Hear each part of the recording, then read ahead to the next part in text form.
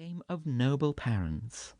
The shepherd, being a kind-hearted man, took home the little baby to his wife, and they brought it up as their own child.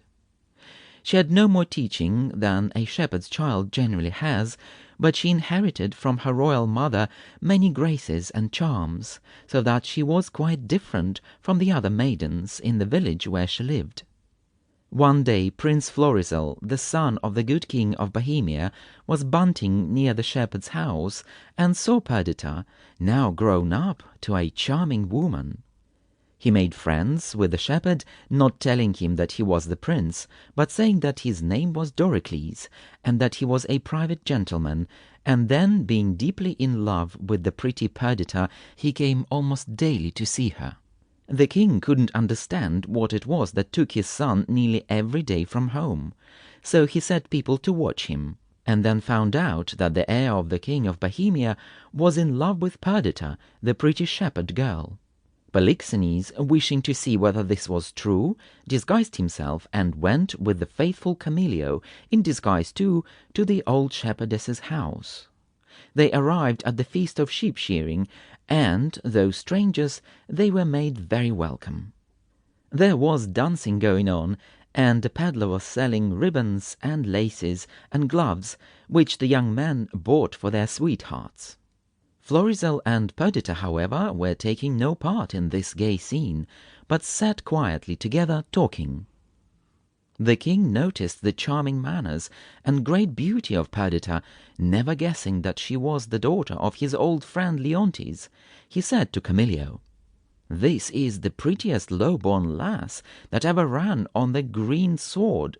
Nothing she does or seems but smacks of something greater than herself, too noble for this place." And Camillo answered, "In truth, she is the queen of curds and cream."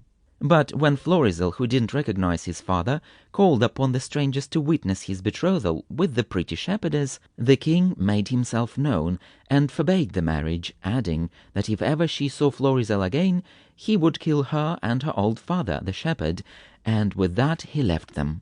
But Camillo remained behind, for he was charmed with Perdita and wished to befriend her. Camillo had long known how sorry Leontes was for that foolish madness of his, and he longed to go back to Sicily to see his old master. He now proposed that the young people should go there and claim the protection of Leontes. So they went, and the shepherd went with them, taking Perdita's jewels, her baby clothes, and the paper he had found pinned to her cloak. Leontes received them with great kindness. He was very polite to Prince Florizel, but all his looks were for Perdita.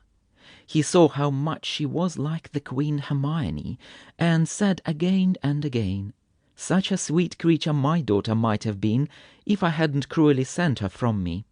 When the old shepherd heard that the king had lost a baby daughter who had been left upon the coast of Bohemia, he felt sure that Perdita, the child he had reared, must be the king's daughter, and when he told his tale and showed the jewels and the paper, the king perceived that Perdita was indeed his long-lost child.